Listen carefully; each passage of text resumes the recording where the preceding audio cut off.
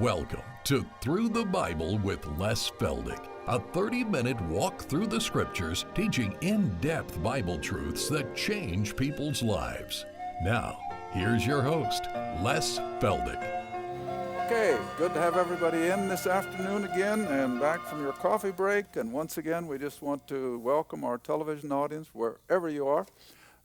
It's so thrilling to get our mail, I think, from every state in the Union now, as well as various places around the world, because it's just amazing how the internet, for one thing, covers all the world. And now we were just told in Branson the other day that we're on a European system that I didn't even know we were on. We're not paying for it, but it covers 100 million households. And so pray for that. You'll just trust we'll fill up the body and we can be out of here. All right, let's get back to where we left off in our last half hour. We just got started in chapter 5, in case somebody out there missed it. And we've now gone beyond King Nebuchadnezzar. He's faded off the scene. He goes into the dustbin of history. His son took over in the meantime by the name of Nabonidus. Now, even at break time, a lot of you were asking me what the guy's name was, and I hope you can all catch it. Nabonidus, Nabonidus. And he was the son of Nebuchadnezzar.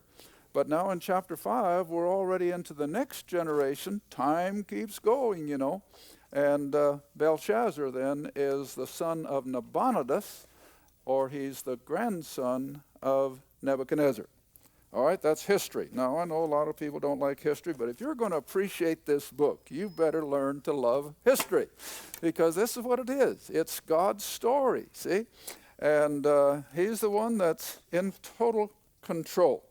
All right, now then, we were introduced in chapter 5 in the first 4 verses in our last program of this King Belshazzar, who is blaspheming, in my word, the utensils that they brought back from Jerusalem, that they literally absconded from the temple. But at least Nebuchadnezzar and his son did not commit the blasphemy of using those holy vessels of silver and gold for their drunken banquets, but Belshazzar does, and he's going to pay royally for doing so. All right, so he brings out all the vessels that had been brought from Jerusalem and uses them in their drunken banqueting. Verse 4, they drank wine and praised the gods, the pagan gods, which were made of gold and silver. There's 2 products. And of brass and iron, there's 4, and of wood and stone, 6. And as I mentioned in the closing remarks, 6 is the number of man, and so this was something that was totally absent of anything of God's power. All right, now then, verse 5, you've all heard the story of the handwriting on the wall, and this is how it all came about. We're going to take it verse by verse, otherwise you miss something. In the same hour, while they're banqueting, there came forth fingers of a man's hand, and wrote over against the candlestick upon the plaster of the wall of the king's palace, and the king saw the part of the hand that wrote. That's all that was visible, was the part of a man's hand. Verse 6, the king's countenance was changed, and his thoughts troubled him, so that the joints of his loins were loosed, and his knees smote one against another. Honey, do you remember the one and only time that she got up to do something in public? She was glad she was behind something because she said her knees were knocking. And you've probably all experienced it, because, you know, polls have been taken, really. What is the most frightening thing that people can think could happen? To speak to a public audience. Well, when I was looking at this, I didn't say anything to her until now, but she had an experience, and she said, never again. But her knees knocked, see? And she said, you didn't hear them? I said, no. But see, this is nothing new. This is way back in antiquity. You didn't know that, did you, honey? Even old Belshazzar's knees were knocking, see? All right, verse 7. The king cried aloud to bring in the astrologers, the Chaldeans. Now remember, we covered all that in chapter 1. These were all segments of the magicians and soothsayers, but they had their rank, see? And the Chaldeans, of course, were supposedly the most intelligent and the most gifted of all these others. And the soothsayers. And the king spake and said to the wise men of Babylon. Now you got to remember that these pagans did not depend on anything of the God of Scripture. All they knew were the pagan gods and goddesses of all the way back to the Tower of Babel. See, that's when they really began. All right, so he says to these wise men, whosoever shall read this writing and show me the interpretation thereof shall be clothed with scarlet, have a chain of gold about his neck, and shall be the third ruler in the kingdom. Then came in all the king's wise men. Now, I hope you've got enough imagination to just picture all this.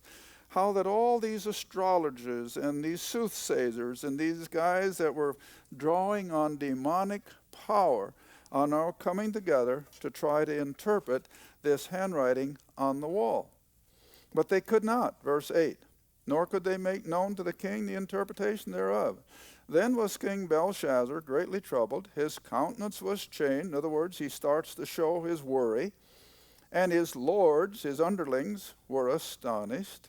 Verse 10, now the queen, by reason of the words of the king and his lords, came into the banquet house.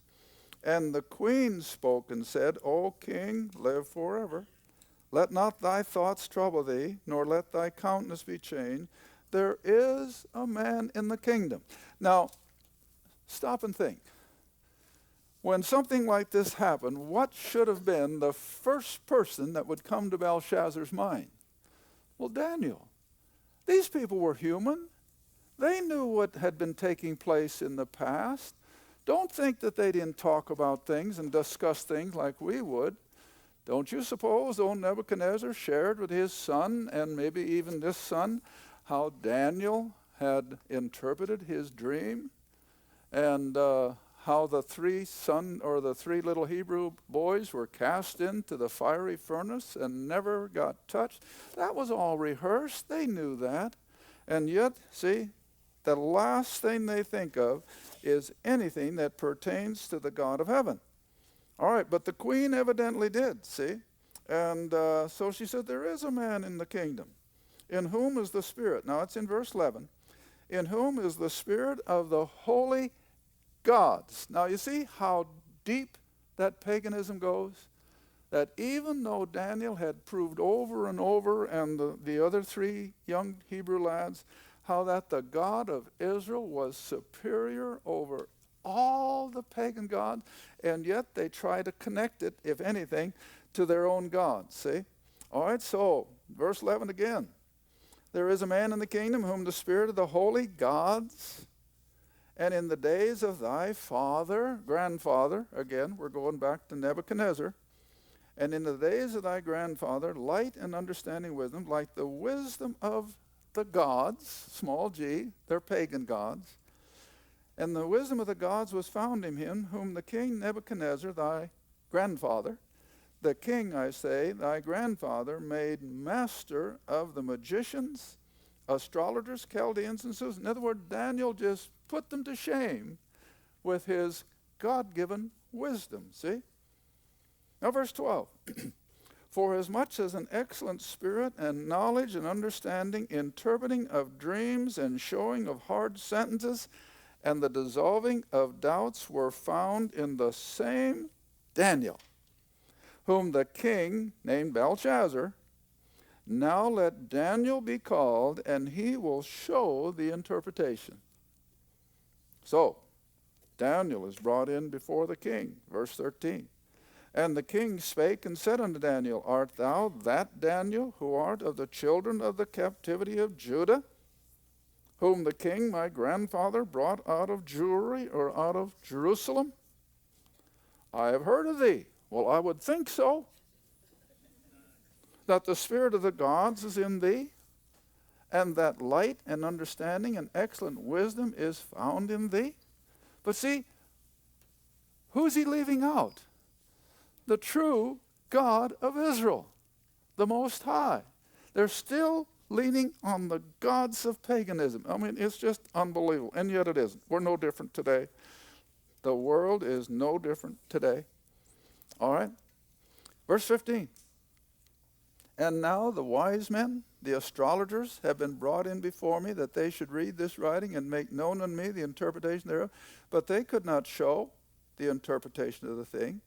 I have heard of thee, that thou canst make interpretation, dissolve doubts. Now if thou can read the writing, make known to me the interpretation thereof, thou shalt be clothed with scarlet, have a chain of gold, same thing as he said before to the Babylonians, and thou shalt be third ruler of the kingdom. Now Daniel comes forth. Now, how old is he? Have you been keeping track? He's up in his 60s, maybe even 70s. Remember, he was 12 when they took him from Jerusalem to Babylon. But see, Daniel has stayed in the high echelons of the Babylonian government all through Nebuchadnezzar's rule, all through Nabonidus' rule, and he's still there with the third one now, Belshazzar. And then, if you want to see something interesting, let's just jump all the way over. I hope I can find it. In chapter 10, now this is just to whet your appetite. In chapter 10, verse 1, in the third year of Cyrus. Now that's the king of the next empire. See? And in the third year of King Cyrus of the Mede and Persian Empire was revealed unto who? Daniel. Well, I figured it up the other night. He is now 80-some years old, which makes sense because how long was the captivity? 70 years. Well, we know he lived beyond the captivity. How old was he when he went down? 12 or 14. So 12 plus 70 in my arithmetic is 82. But he's already going on into the Mede and Persian Empire, and from what I gather, he probably lived to about 93 or 94 years of age, which in antiquity was quite a while, see? Okay, so anyway, coming back to chapter 5 again. So Daniel is coming along in years. He's certainly not up at the end of it anywhere, but he's probably in his late 60s or 70s. And verse 17. Then Daniel answered and said before the king, let thy gifts be to thyself. You can have your gold and your silver because you're not going to be around to give it to me anyway. See? Kind of a clue right here. Let thy gifts be to thyself. Give thy rewards to another. Yet I will read the writing to the king and make known the interpretation. Verse 18. Here it comes. O thou king, the most high God gave Nebuchadnezzar, thy grandfather, a kingdom, majesty, glory, honor, and for the majesty that he gave him, all people, that is for the then known world, remember, which was only that area out in the Middle East and up to the Mediterranean, and that was about it at that time, all right? And for the majesty that he gave him, all people, nations, and languages trembled and feared before him, because don't forget now that head of gold was absolute. Whom he would, he slew. Whom he would, he kept alive. He was absolute in his power. Whom he would set up, and whom he would, he'd put down. But when his heart was lifted up, and his mind hardened in pride, he was deposed from his kingly throne. They took his glory from him, and he was driven from the sons of men. His heart was made like the beasts. His dwelling was with the wild asses, that is, the wild animals of the forest. They fed him with grass like oxen. Now, I got to stop a minute. Do you think old Belshazzar knew that?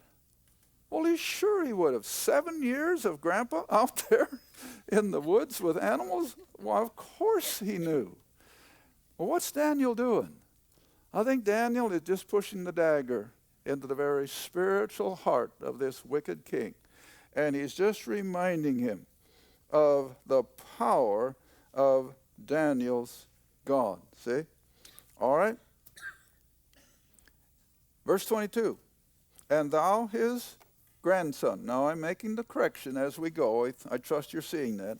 And thou his grandson, O Belshazzar, has not humbled thy heart, though you knew all this. See? They knew it. They knew what kind of a God they were dealing with in reality. But I can't help it. Are men any different today? Not one whit. They have no concept of the power of the God of this book. I doubt if there's hardly anybody in Washington anymore that has a true understanding of the God of this book. Oh, they may give him some kind of a reference, but to really know that he's in control, I have to doubt it. All right, and so it was no different back here in 500 and some BC. But thou, verse 23, but thou hast lifted up thyself against the Lord of heaven. They have brought the vessels of his house, that is the temple, before thee, and thou and thy lords and thy wives, thy concubines have drunk wine in them. And thou hast praised the gods of silver and gold, brass, iron, wood, and stone, all those pagan, worthless gods of idols. And you know that they see not, they hear not, they don't know anything. And the true God, capital G, the God in whose hand thy breath is, and whose, in other words, who owns all thy ways, you have not glorified. Then was the part of the hand sent from him, and this writing was written. Now here's the part I know you all know. This everybody, I think, realizes. And now Daniel can just come down on him with all the force of the God of glory. This is the writing that was written. Mene, tekel upharsin. And this is the interpretation. Mene, God hath numbered thy kingdom. But how many times is the word spoken? Twice. See? Emphasis. That's what you got to look for in Scripture. That wasn't an accident. God is emphasizing that very statement. God has numbered your kingdom. God has numbered your kingdom. And what did he find? And finished it. See? Thou art weighed in the balances and found wanting.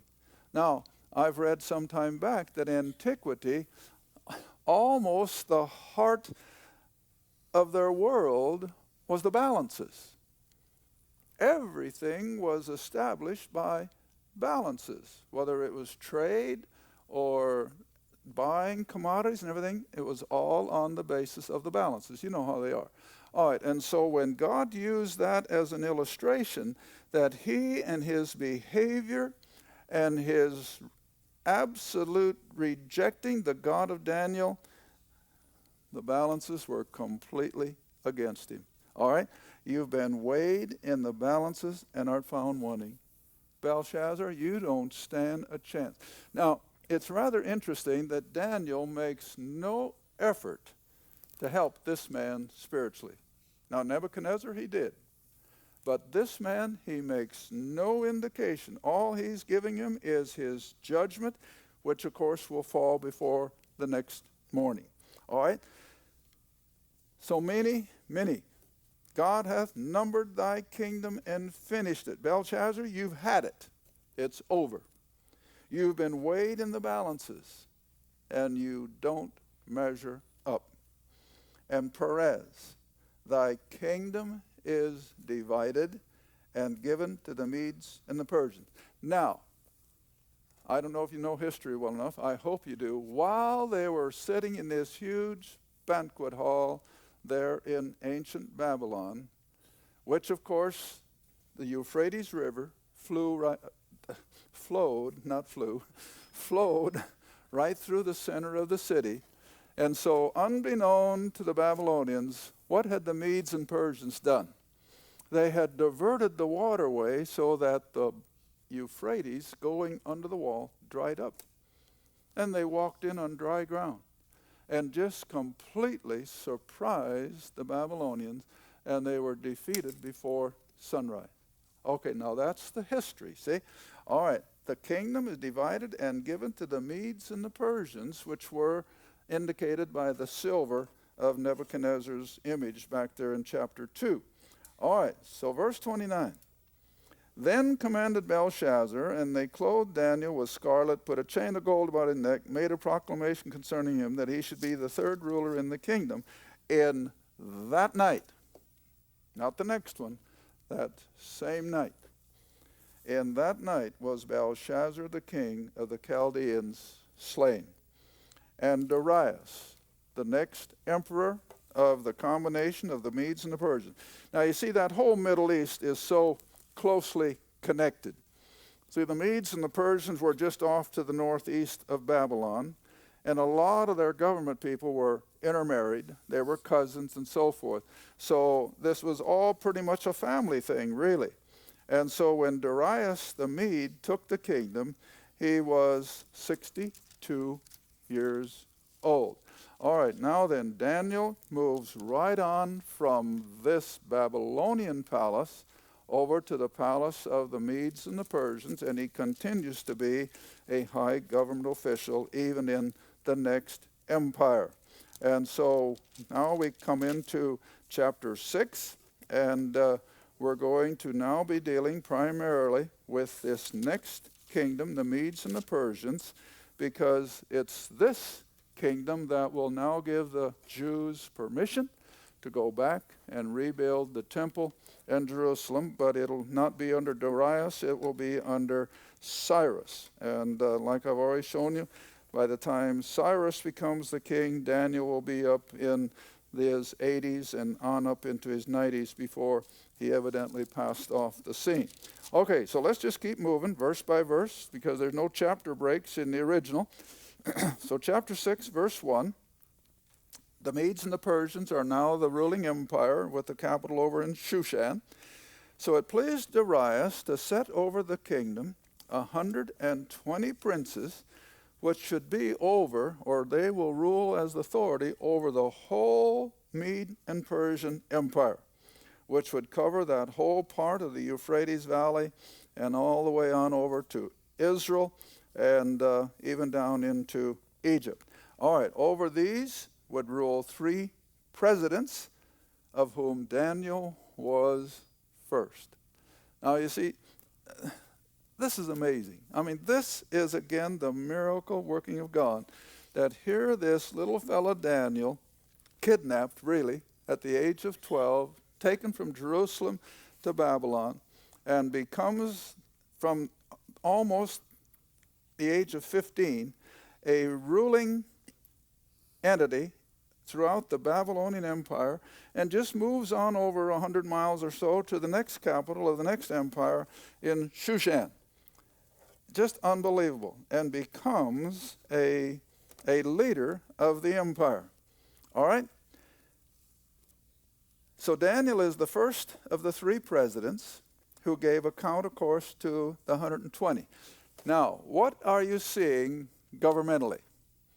Well, you see, Nebuchadnezzar didn't report to anybody. He did not have a Congress. He did not have a cabinet. If he needed help, he called in the astrologers and so forth, but he had no political organization to whom he reported.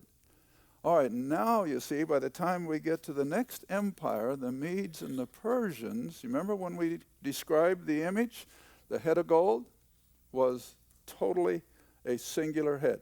Then we come to the Medes and Persians, it's down to 2. But even the 2 heads of the Persian Empire now have these 120 princes to whom they would report, and then the 3 presidents had to report to the 120. So what have you got? Well, you've got the beginning of republic or democracy type of government. It's no longer an absolute monarch. Remember, that was the whole idea of Nebuchadnezzar's image of gold and silver and so forth. All right, so then verse 3, Daniel was preferred above the presidents and princes because an excellent spirit, in other words, the spirit of the God of Israel, was in him, and the king thought to set him over the whole realm. Daniel is coming close to being the king of the whole Mede and Persian Empire. Verse 4, a couple minutes left and we're out of this one already.